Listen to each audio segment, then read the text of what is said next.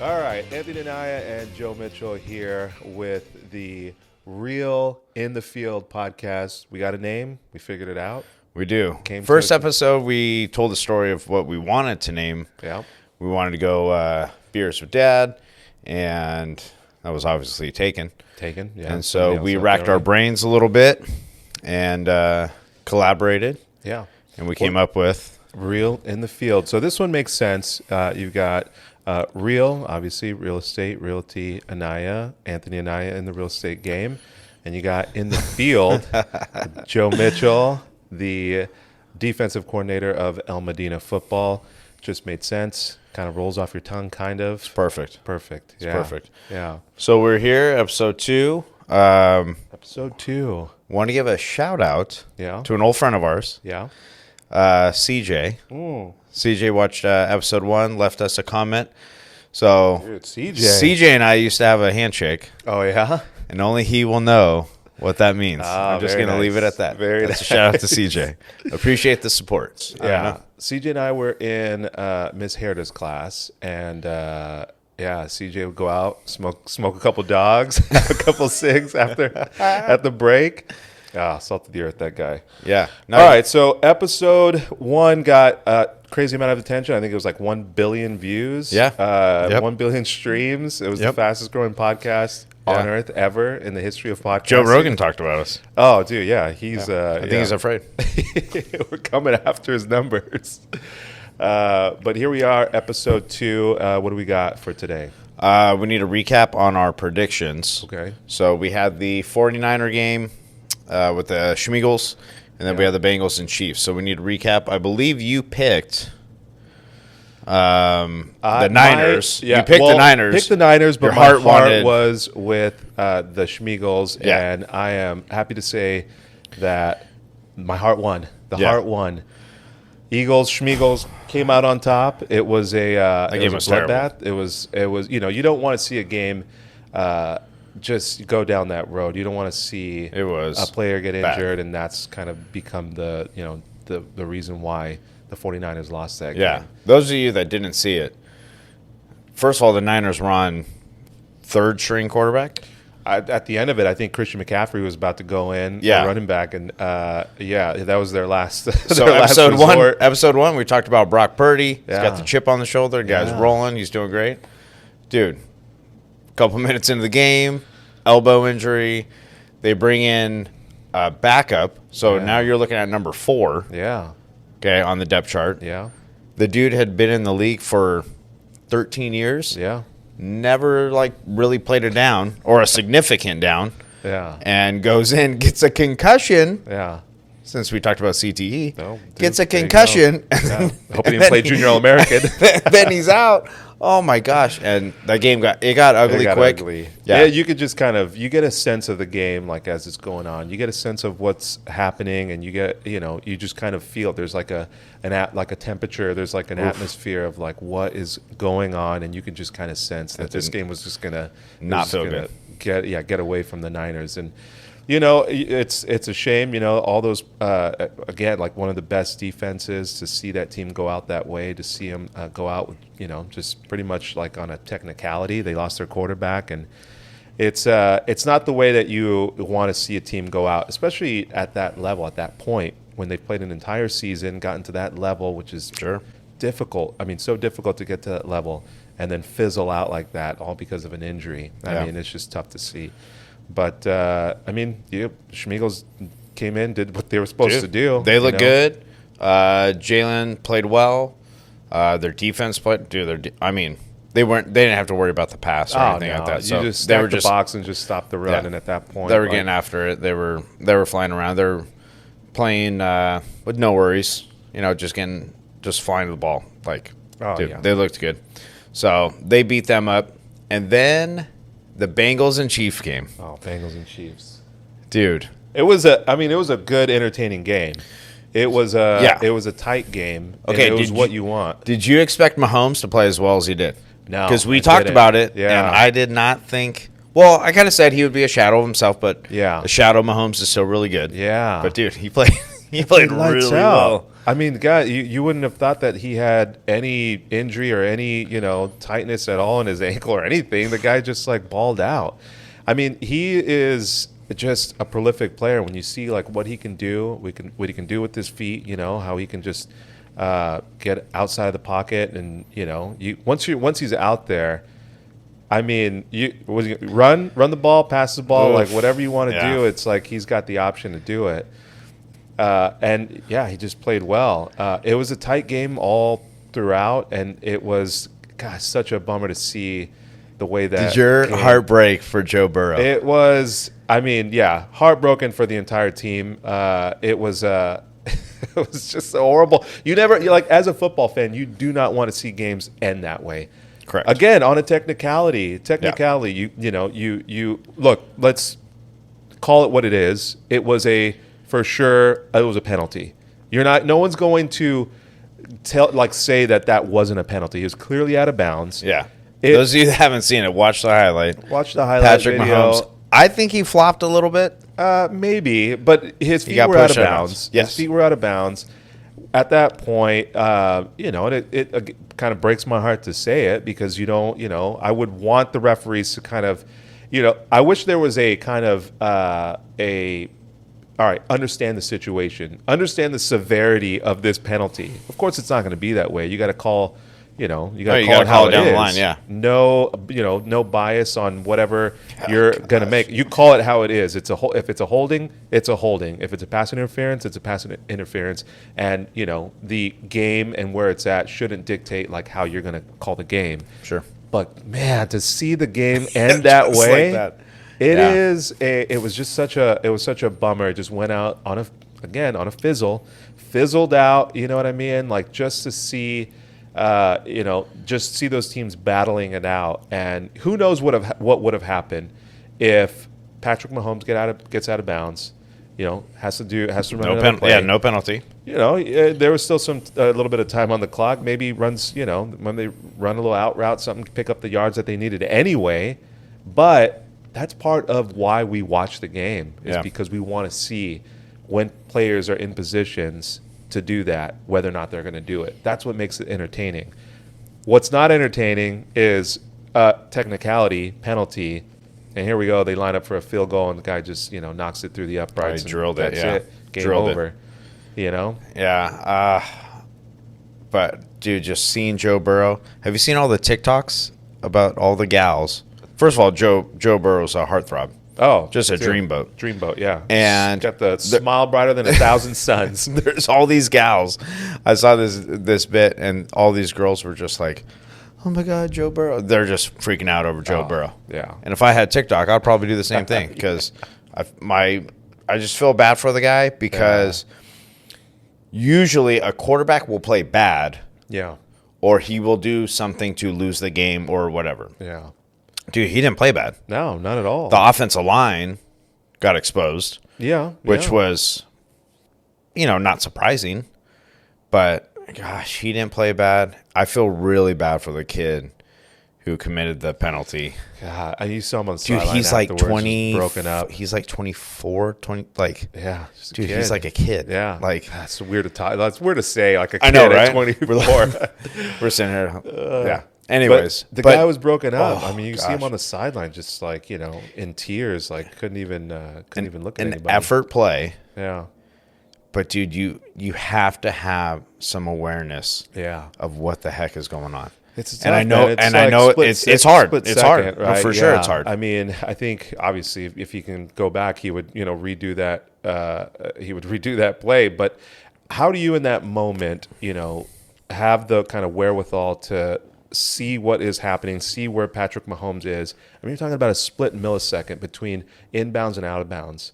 And, think about this. If Patrick Mahomes cuts it upfield and you haven't done your job and gotten him out of bounds, like now we're having a different discussion, how you whiffed on a block or you let up. You know what I mean? So it's a split-second decision, but yes, you're right. You do have to have some wherewithal. Yeah, I was going to say, I'm going to say this. That dude has probably played over a couple hundred games in his life. Oh, easily. Right? And you're a pro. You're a professional. You are being paid but he's a human. He's human, And he made a mistake. Error. Yeah. Right. Did you see his teammate freak out on him? No. Oh my gosh. One of the dudes like freaked out and was like, "Oh man, this is my last year. How could you hit him?" And just went off on him and like just felt so bad for the dude. Hey, and shame on that game was on what, NBC? Yeah. I think it was on NBC. Yeah. They showed that dude crying. Oh, dude, they didn't let up. Oh my gosh, dude! I did teary-eyed. Oh my gosh, like, dude, show Patrick Mahomes and Kelsey and like show other people, dude, and they just kept panning back to the dude crying on the bench. And like, dude, we all know the dude, messed up. Guy messed up. Like, cut the dude's dude. Like, golly, poor dude. Yeah, salt on the wound. Just like camera stayed on him, and you know, I think he knew that the cameras were on him. You know, I'm sure he felt it and just was like, I can't show my face. You know, that's one of the reasons why he was just burying his face in his jersey and was just like, you know, I made a mistake, and now he's just, you know, he's just heartbroken about it. But hey, man, that's the NFL, I guess. You know, it's like, you know, anything can happen, and it's why we watch these games. You don't like to see it go out on a fizzle like that, and you know, a part of me was kind of you know, rooting somewhat for a missed field goal just to kind of, you know, give him an opportunity. There's part of me that was just like, you know what, let's just definitely let's just kind of bring it back. Let's shake the etch a sketch and let's get it back to like where we were at. Tie game, baby. Let's go. Tie game. Let's kind of do it over again. Yeah. But, you know, not the case. Kansas City. Dude, I'm going to give a shout out to that dude's. He had a handful of teammates that went and consulted him when he was on the ground or on the bench. Yeah. And then in the locker room, the reporters were just giving him the business. Like, it was like, gosh. But one of the teammates stood by him and was like, hey, man, that's enough. Yeah. Like, or hey, man, ask a different question. Or there were a lot of plays that led up to that. Yeah. And so that made me feel good of like, there's still that camaraderie. There's still that, we're in this together. It's your brother. Yeah. Somebody, you know, you. And there's hundreds of plays during that game. Make a difference, whatever, not make a difference. And it always gets. It just gets highlighted because that's the last one. Yeah, it comes down to that. That's what people remember. That's what people are going to see. You know, people don't see a missed tackle, a misalignment, you know, misplay. They don't see any of that. All they see and what they know is this person was there's a direct line between this guy's action and the outcome of that game. Yeah. You can draw a straight line from that. That penalty. There's a straight line from that penalty and that field goal that got kicked and ultimately what, you know, lost them the game. But I like Joe Burrow's interview at the end. He just kind of said, you know, we'll learn from it. We'll be back and we'll move on. It was pretty. I mean, it was a mature answer. Oh, dude. So I liked it. That guy, he's been, I mean, he just seems like he's just got salt of the earth. Salt of the earth. He's got it together. Okay, so moving on. We have the Super Bowl now. Super Bowl, So you got the Schmeagles, you got the Chiefs. Yep. They're going to have 2 weeks. This will probably air before the Super Bowl. Before. Yeah. So prediction time. It's in Arizona, correct? Yes, in Arizona. Beautiful stadium, by the way. Glendale. In Glendale, yeah. Great stadium, retractable field. Yeah. Yeah, one of the natural grass, correct? It is, yeah. I mean, they a lot of players bring it back in. Yeah, kind of, you know, going back to last episode when we were talking about CTE and injuries, you know, feel like artificial turf. Everyone, I mean, a lot of people are they're vocal about how the field kind of messes with ligaments, messes with some. Dude, a lot of the NFL guys like hate certain fields. Yeah, they don't like going to what's the one in New York? MetLife Stadium. Oh, MetLife. They hate it. Yeah. Well, Arizona, because they retract that field throughout the week, water it, let some sun get on it, grow some natural grass, roll it in game day, and dude, it's beautiful. Oh, it's beautiful. And from what I've read. A lot of players think that's like that's how it should be. You got an indoor stadium, Definitely. You got a controlled environment, controlled climate, and you have grass. You have natural grass. Cutting on it is different. Like when your foot plants, it's different. So, I mean, I think for that reason that, Super Bowl being there, you can kind of eliminate that whole, or not eliminate, but that part where people are playing on artificial turf and maybe getting injured is maybe, it's not a factor as much as it would be in a natural grass. But predictions for the game. These two, the top two, they've been the top two teams in the league this season. Schmeagles have played a light schedule. Lighter schedule. That's a little bit of what I've read. They've had a light schedule. Yeah. And kind of done what they should have done. Yeah, good teams do what they're supposed to do. They win in those situations, and the Eagles have. They've won in the situations that they're supposed to win. Light schedule or not, like they've executed and they've done what they needed to do to get to that position. They're in the Super Bowl for the reason. They're in the Super Bowl for a reason. They've played some tough teams. They've gotten some breaks. Yeah. The game against the Niners is a perfect example of that. It's a huge break. To not have to play a quarterback who is just on fire. And you mean play the fifth quarterback who's a running back? Yeah. Yeah. So they've gotten some breaks, but I don't think that is an indication of, or that plays into why they are where they're at. They're a solid team. Either way, they're good. Either way, yeah. Good, solid defense. Jalen Hurts is a stud. I think he's kind of been somewhat, I don't want to say underrated because everybody I think knows he's a dude, but he's also hasn't gotten the attention that Patrick Mahomes has gotten. He hasn't gotten the attention that Joe Burrow has gotten. Well, he hasn't been on the stage yet. He hasn't been on that stage. The big stage, the biggest stage. Yeah. Well, now he's there. Yeah. So we'll see what Now's he's made the of. time, baby. Yeah. You got to do it. Okay. So, any thoughts, predictions, or any? I would. So is it too early? What are you thinking? We know what these teams are. We know the dudes on each team. We know the studs. I would say if we're betting, kind of going just money line straight, who's going to win? My money is on the Eagles. My money's on the Schmeagles, I should say. Yeah. Tell me why though. Tell me why. I think they're just a complete team. They got a solid defense. I think I think they'll just kind of cook something up to stop Patrick Mahomes. Maybe they'll just follow who was it that played against Patrick Mahomes? Was it the Bucks? The Buccaneers, when they played them and just stopped Patrick Mahomes in his tracks. The guy was running for his life every play, pushed him out of the pocket, got him running. Yeah. I think they'll draw something up to stop them. They seem like they've just schemed really well throughout the year. Anybody that they've faced, they've had an answer they're very for. well coached. Yeah. So I think for that reason, I think Eagles win it. Man, I think it's gonna be a tough game though. What do you think? I think, and I don't know if this is going to sound weird, but I heard this the other day from a coworker. It's going to come down to how well Patrick Mahomes can run. Oh, okay. Okay.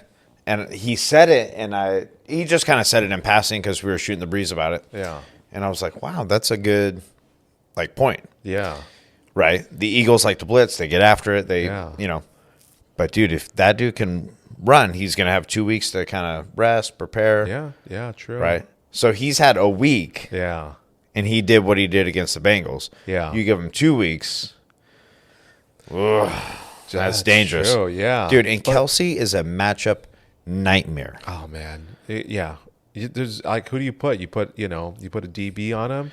You put a quick, fast DB so you don't get burned. All right, Dude. well, he's going to just he's just going to jump ball and get that. He's so good. Yeah. You put a linebacker on him, forget it. He's just going to. He's going to blow your doors off. But here's what I like. I like the Eagles' physicality. Yeah. I feel like the Chiefs play a little bit finesse. Yeah. And the Eagles are a little bit of that old school smash mouth. Yeah. Every once in a while, they're going to go play action and take a shot deep. Yeah. Dude, I think the Eagles can get them. Yeah. I think you're right. Yeah. And in episode 3, we could be sitting here being like, wow, we are dumb. We have no idea what we're talking about. I was way off. Yeah. But I seriously think the Eagles are going to take what the Bengals did. Yeah. And even make it better. Okay. I really like do. it. Yeah. Because here's what they have. They have film of a tight game from the Bengals, the Chiefs and Bengals. And so they're going to say, okay, we can do this, we can do that. Let's expand on this. Yeah. What do the Chiefs have?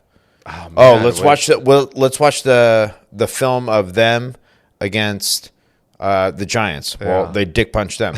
Let's watch the film against the Niners. They dick punched them. Yeah, right. They're going to have to go back and try to find some film. To game plan on. Yeah, I mean the Niners game. Like, what film do you get? Because it's that's no situation. You don't even watch it. You don't even watch that film. As a coach, you're like, I'm not even going to watch it. It's pointless. Yeah. You might watch it to get a couple schemes in here and there, but no. Nothing that the Chiefs are will run are going to resemble anything that the Niners did that last game. not by a long shot. Not even close. Yeah. Not even close. Yeah. Okay. So you're taking the Schmeagles. I'm taking the Schmeagles. I like Jalen Hurts. I think I would like to see him just for those reasons that we talked about before, having that chip on his shoulder, all the kind of poise that he had at Alabama and then going to Oklahoma. Yeah.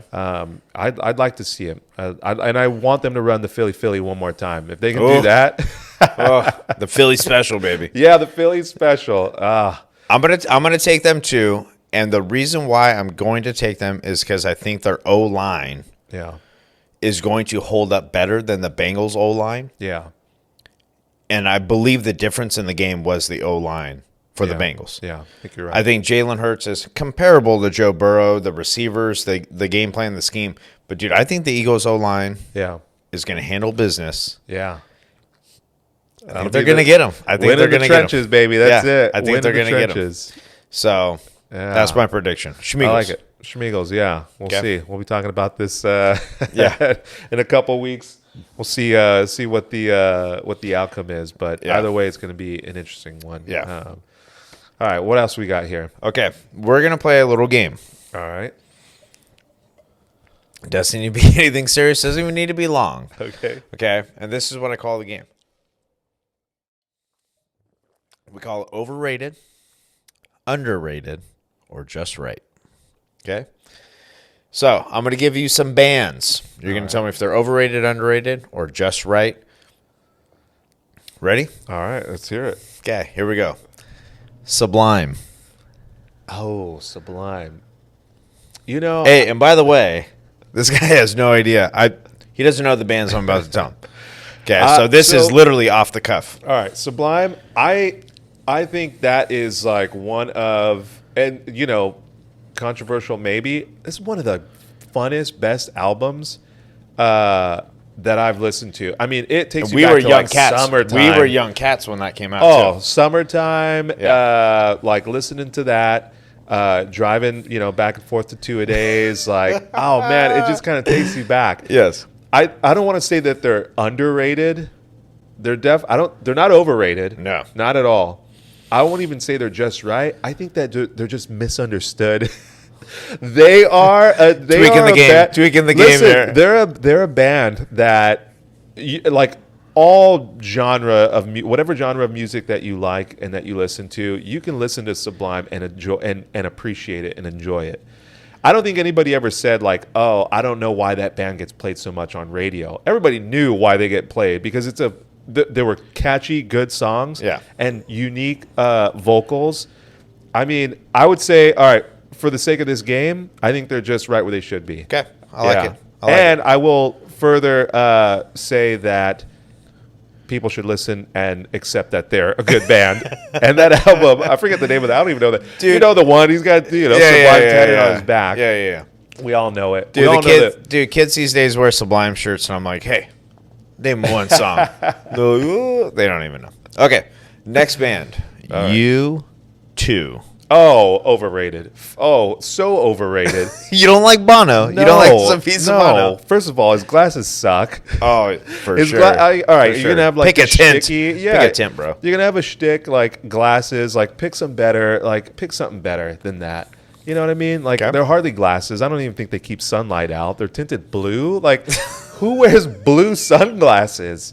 They don't keep any sunlight out. But no way. Okay. And okay, aside from his from aesthetics, like the music side of it, I don't know, man. I don't think I've ever listened to like a U2 song that I like, wanted to. That hit you like, Never hit oh me. yeah, okay. No, and on top of it, that whole thing that they pulled back in 20 whatever it was when they just like uploaded their album to everyone's phone, dude, I'm still pissed about that. They did that? I think I've tried to delete it like 100 times and it still comes on every time. Like I'll start my car and all of a sudden U2's coming out. I'm like, how's this album still? That's how Bono gets you, dude. How is he still? He's embedded himself in my phone or my playlist. Yeah, overrated. And you know what? I've had enough. Yeah, just okay. Yeah, all right. Be done I'm with with you it. on that. I'm with you on that. All right. Okay, Aerosmith, overrated, underrated, or just right? Just right. I think they're just right. They're where they belong. Okay. Well, what do you? I'm going to say just a hair overrated because Steven Tyler, Yeah. I feel like he is. Okay, the band is just right. Okay. He is overrated. I'll follow you on that. Thank you. Yeah, Thank you. for sure. Yeah. Overrated. Edit that. I don't know how you edit that, but edit that. Put it in. Dude, yeah. His, I mean, like, at this point, just cut your hair, man. Like, dude, you're not gonna hold on to it. You look like a fucking like middle-aged woman. What year is it, dude? Right? Like, what are you holding on to? Give yourself a little trim, dude. Do a little up to, like a little fade, little flat top or something. Yeah. So I started thinking about when I go home from work. Yeah. Right. I have players who text me, "Hey, coach, I got this going on. Hey, coach, I got that going on." Yeah. Dude, gladly text them back. I'm at dinner. I'm with my family or kids or whatever. Yeah. As an agent, Yeah. what is your availability? Like, how on do you guys have to be? I mean, it's pretty much 24/7. 24/7. There aren't many times that you're going to get called in the middle of a night for like a real estate emergency, but you have to be there for your clients when they need you, and when you're in the middle of an escrow or when you're out shopping for houses. If somebody sends you a link and says, "Hey, this is I just saw this one pop up. I want to go take a look at it." You got to kind of get on it. You got to respond. You got to be there to let them know that you're with them. You care as much as they do about finding this house. So you're kind of on call. You're on call, yeah, absolutely. And that's during the finding during the initial part of it when you're trying to find a house. Absolutely, you got to be on there. You got to be really kind of proactive in finding these places for them before they find them themselves. But even if they do, you got to be there to the moment that they want to see something. You got to make yourself available and go out and see these places. That could be on a weekend. It could be on a Saturday. The worst thing that you want to happen is your client goes in there without you and talks to an agent, talks to other people. You want to be there along, not just, because you're afraid of somebody coming in and swooping up and getting your client. Getting some biz, but you also want to be there because you're representing them and you're there to kind of answer the questions or even ask the questions about the property that they're looking at and be able to guide them through that process. So you got to be on, and it could happen at a moment's notice. When they find something, when something comes up, a new listing, it's just out there, and everyone's got to drop what they're doing and go and see this place. Okay, so talk me through this because as a coach, dude, we are balls to the wall, 24/7. Like when football season rolls around, summer hits, and then until season's over, my mind does not leave football. Yeah. I come home, my kids, like dad's drawing plays, dad's watching film. Oh, yeah. Like, dude, plugged out. Okay.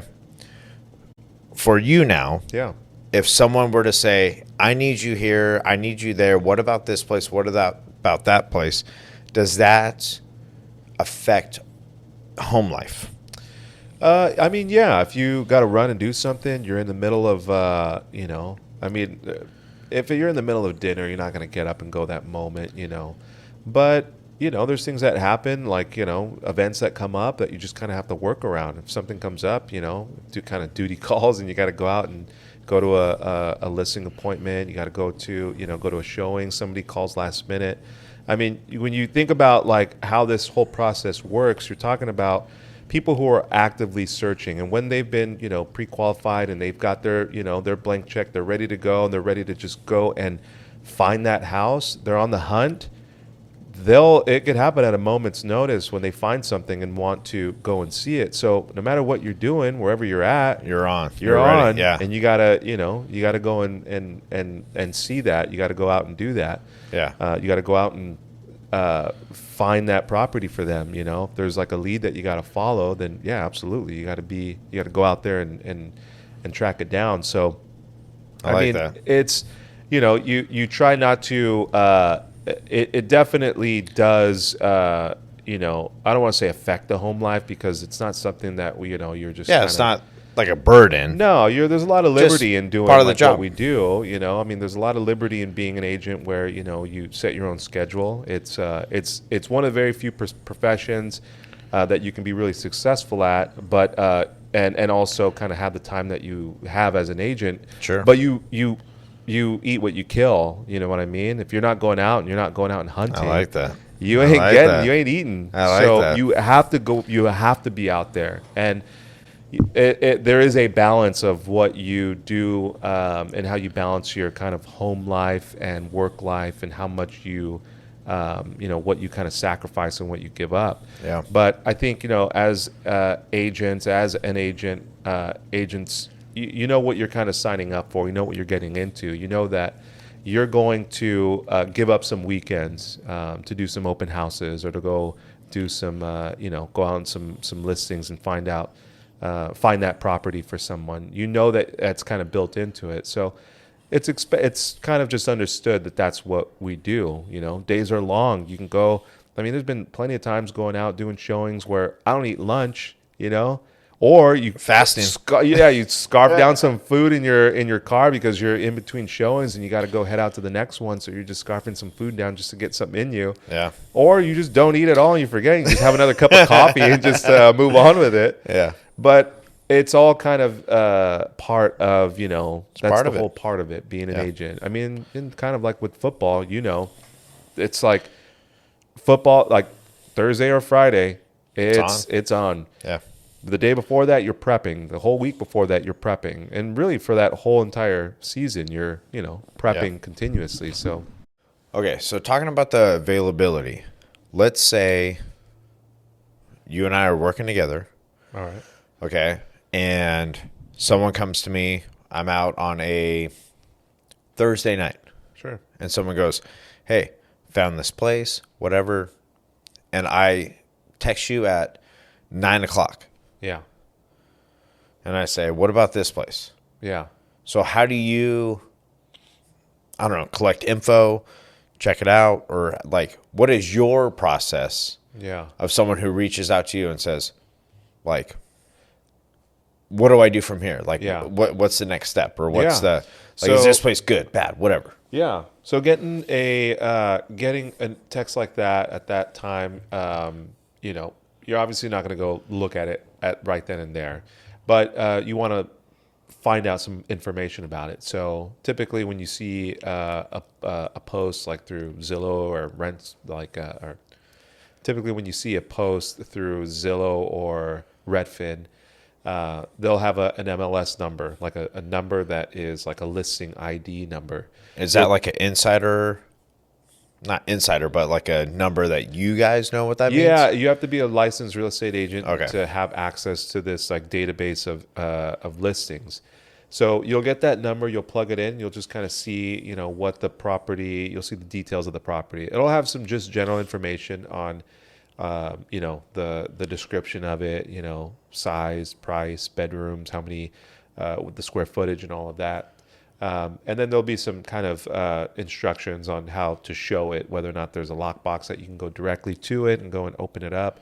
Those So- lock boxes are funky. Oh yeah, you got to push a button, you got to have a code, you got to do all this stuff. Just kidding. So But yeah. you gotta. So with that information, you can find out a lot of things about it. What the price is, how long it's been on the market. I mean, there's a lot of information on that that you can gather to kind of assess what the property's value is. You can see what comparable properties are in that neighborhood. If this one's priced too high or if it's priced too low, you can tell a lot just like by having that property, finding out in the surrounding area what properties have sold for the past 60, 90, 180 days, past year. you can see what what they go for, and just base your assessment on that. If you see a house that is priced, in a certain price range, and this one's way over, well, what's the market condition currently, and why is that price so high? The market. I learned that in episode 1. Yeah, That's what someone will pay right now. exactly. So Yes. it could be that, in the history of properties like this with the same square footage, they've sold for a lot less, but the market conditions would dictate that this property would sell for a lot higher because interest rates are lower, let's say. So all of those things you can find out when somebody sends you that information and says, "Hey, here's a house that I want to see." You can gather up all that information. You can make an assessment. That's all the kind of like I guess the analytics on that. But the simple part of it is this person wants to see that house. We're going to go see that house. I'm going to call that agent. We're going to find out when showing times are, when if it's a go direct where you can just go there and there's nobody living in the place, so you can just open it up and show it. Then we can schedule it at any point. If they have certain windows, call the agent to see when you can get in there. We'll find all that information out, and we'll try to get them in there as quickly as possible. Real estate's one of those things where things change in a moment. I've lost out on houses that just because we didn't get our offer in quick enough. I've lost out personally on a house that I didn't get my offer in quick enough. As an agent, I lost out on a house because I didn't get my offer in quick enough. Things change so fast that you just have to act fast. Otherwise, you can lose out on a property. Okay, let me ask you this. So, knowing that, like acting fast, not acting fast, Yeah. the other agent, so say the person who's helping the sellers, is that right? The sellers? Yeah, Is that the right term? Yeah. Okay. So helping them, like they got to be on it Oh yeah. also, right? Yeah. So do you guys kind of have a mutual understanding of, hey, I'm trying to do my job, you're trying to do your job. Yeah. We're working not together, but you're. Well, depending on the kind of agent. So if the agent I is see what you mean. wanting to, they have kind of like they're deal oriented, or if they're just, ultimately, yes, each of us are protecting our clients. We're looking out for the best interests of our clients. But we also, in their best interest, is coming together to make a deal. Now, you don't want to be so hard pressed that you scare people off, and you got people that don't want to work with you because you're just too hard pressed, and so Sure. you're so rigid and Difficult to work so with, yeah. difficult. You want to be deal oriented. You want to make a deal happen. You want to make sure that your client's home sells and try and get them as much money as you possibly can for the property. And then on the other side of it, the buyer wants to make sure that their clients get into a house, and obviously you want to get it at the best price. A good deal, yeah. But so everyone's trying to work towards the same goal. Everyone's trying to work to the same goal, which is this agent wants to sell the house, and this agent wants to buy the house. Yeah. So everyone should be kind of working together to get that accomplished. So is a little cat and mouse going on? It can be, yeah, it can be. You know what I mean? Like, hey, I want this. Yeah, you can be a little but coy. I don't want to. Yeah, I don't want to show my cards too Yeah. early, type of deal. Yeah, you kind of, I mean, there is a little bit of playing coy with how you approach certain things, like what your on both buyer's ends. interest in Yeah. property is. Absolutely. And then on the seller's side, they're on the side where they're trying to kind of flex and say like, hey, we got a great property. There's a million people. Flex. I love million people I that are love trying to buy this property. You're one of many, so get your offer in. So it is a little bit of a cat and mouse. It is a little bit of a, somewhat psychological kind of thing, a little bit of a chess move, and if you work with the right agent will position themselves in a way that is like advantageous to their client. you don't want to overplay a hand and get too kind of cheeky with how you're approaching it, because ultimately this is a very simple transaction. You have a party that wants to sell a house and a party that wants to buy a house. Let's facilitate that as best we can. Let's also, while we're facilitating that, let's also look out for the best interests of our clients and make sure that nothing's going to go kind of, squirrely while we're in this contract. So you're trying to protect your client. You're trying to get them the best deal. You're trying to get them to win the property, because that's part of the battle too. You've got a property that is priced really well. Maybe you're it's competing priced under against market. You're competing against tons of other tons of other buyers, especially when interest rates are lower and there's a ton of buyers that are on the market. It's difficult to get your offer accepted. So you have to do things to get it. Every situation is different. Every property is different. And and every market's different. Right now we are in a market that is more conducive or better for buyers. There are a lot less buyers on the buyer's market. It is, it's still, yes, but I also say that with the caveat, which is, there is a low inventory on homes for sale. So while there are less buyers that are on the market, there's still not a lot of properties that are for sale. So it's kind of somewhat like in the middle of like whether or not it's a buyer or seller's market. It is definitely more so a buyer's market than it was a couple of years ago, year and a half, 2 years ago, where it was a seller's market. I mean, interest rates were so low that there was a million buyers out there, and they were still, not that many properties. So everybody was just like trying to get these properties. So then the sellers can jack it up.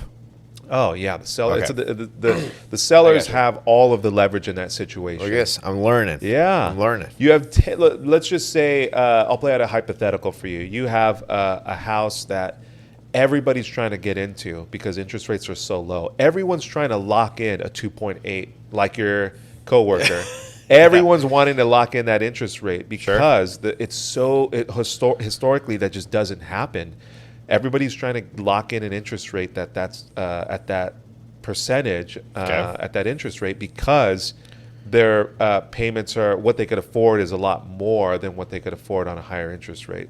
So they just want to lock something in, and their budget has been increased too because they can the interest rate's lower, so they can afford more. Their budget goes up. Okay. People were just maxing out their budgets and just saying like, "Hey, I mean, I went from being able to afford $600,000 to I can afford now $750,000. I'll just pay $750 because I want to get that house, and I'll lock in that interest rate and just keep it." And historically, if their plan is to just stay in that house for 30 years, they'll ride out any kind of like whatever they like overpaid for the property. In 30 years, the property will, surpass any kind of overpayment that they've paid on the house. Okay, and that's called the forever home. Yeah, the forever home. Yeah, you work towards getting in that. Yeah. Because some people, like their first initial home, they don't want it to be the forever home. Yeah, more often than not, it's like the stepping stone of moving on. Okay. Yeah, you buy your first house, you kind of like use that to kind of build some equity, build up some money, and like in that your coworkers, in that case, he took out a home equity line of credit, which it's called a HELOC. That equity that we talked about, how much you owe. Hold on. Let's see if I remember.